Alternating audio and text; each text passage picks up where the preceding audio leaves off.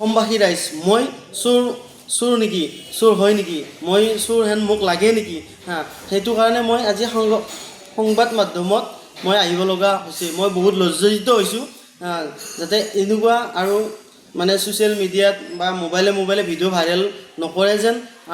মোক লৈ কিনে পুলিচ প্ৰশাসনক জনাওক, মই পুলিচ প্ৰশাসনৰ ওচৰত কাষ চাপিম। মই যিহেতু এজন কাৰিকৰ, মই যিহেতু এজন কাৰিকৰ, মোৰ ওপৰত সেইখন ৰেষ্টুৰেণ্টৰ মালিকৰ বা মালিকনী গোটেইখিনি বস্তু মানে কি মোৰ ওপৰত ইমান অত্যাচাৰ কিহৰ? ৰাইজলৈ মোৰ নাম শ্ৰী শংকৰ ৰাজ। মই দীৰ্ঘদিন ধৰি গুৱাহাটী মহানগৰীত ৰেষ্টুৰেণ্ট এখনত কাম কৰি আছিলোঁ। মালিকে মোক গালি দিয়াৰ ফলত মই কামৰ পৰা উভতি আহিলোঁ। উভতি অহাৰ ফলত মোক মালিকে মিছা অভিযোগ মানে স্থাপিত কৰিছে, ছ'চিয়েল মিডিয়াত মোৰ ভিডিঅ' ভাইৰেল কৰিছে, মোক চোৰ সজাই মেলি মানে ভিডিঅ' ভাইৰেল কৰিছে। আৰু ভিডিঅ'টো আছে, মোৰ ওচৰতে আছে। তেখেতসকলে এইটো ভিডিঅ' ভাইৰেল কৰিছে ছ'চিয়েল মিডিয়াত।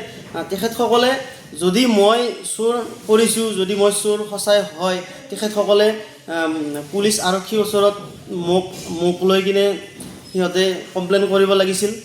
তাক নকৰি মানে ছ'চিয়েল মিডিয়াত মোবাইলে মোৰ ভিডিঅ' ভাইৰেল কৰি আছে।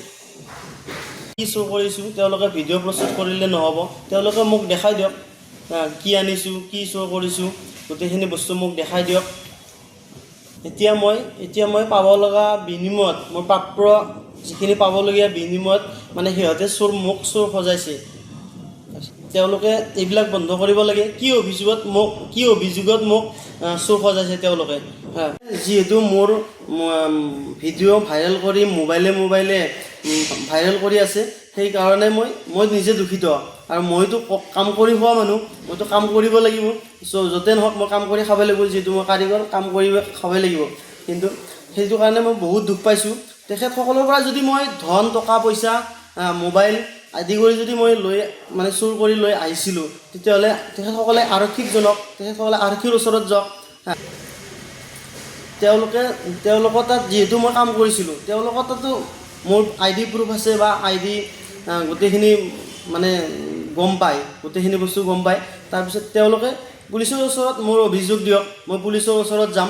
কিন্তু তাক নকৰি গোটেই ছ'চিয়েল মিডিয়াত মোবাইলে ভাইৰেল কৰাৰ কি দৰকাৰ? এনেকৈ যদি সকলোৰে মোবাইলে মোৰ ভিডিঅ'টো ভাইৰেল হৈ থাকে, তেতিয়াহ'লে মই সদৌ অসমবাসীলৈ মই সহায় বিচাৰিছোঁ। আৰু তথা মুখ্যমন্ত্ৰী মহোদয়ৰ ওচৰতো মই সহায় বিচাৰিছোঁ। তেওঁলোকে ইয়াৰ এটা বিচাৰ কৰি দিয়ে যেন।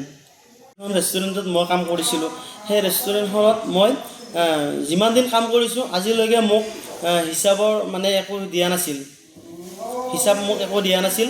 মই তেনেকৈ কাম কৰি আছিলোঁ, পইচা দিছিলে, পইচা মোক লাগিছিল, মই লৈছিলোঁ, সেই হিচাপত মানে দিছিলে পইচা। আৰু যেতিয়া কোনো মোৰ বাদে যিমান ষ্টাফ আছে চবকে মান্থলি চেলাৰী কিমান পায়, কিমান হিচাপ আছে গোটেই চবকে দিয়ে, মোক নিদিয়ে। সেইটো মই সুবিধা পাইছিলোঁ। আৰু মোৰ ৰাতি কামত দেৰি হৈছিল, নেক্সট দিনা মই কামত মানে অহাত দেৰি হোৱাৰ কাৰণে মোক গালি দিয়াৰ ফলত মই কাম এৰি দি কিনে গুচি আহিছিলোঁ। ফোন আহে, ৰাতি মোৰ মোবাইলত ফোন আহে, তেওঁলোকৰ ষ্টাফৰ পৰা মোৰ মোবাইলত ফোন কৰি কিনে মোৰ তাত ভইচ মেছেজ পঠায়, মোক মাৰি পেলাম বুলি আৰু মোক মাৰিম বুলি মিছা অভিযোগ দি থাকে। শ্ৰমিক হিচাপে চৰকাৰী নীতি নিয়মক উলংঘা কৰি মোক যিকোনো খবৰৰ বাবে যোগাযোগ কৰক আমাৰ এই নম্বৰত 9181 307 221।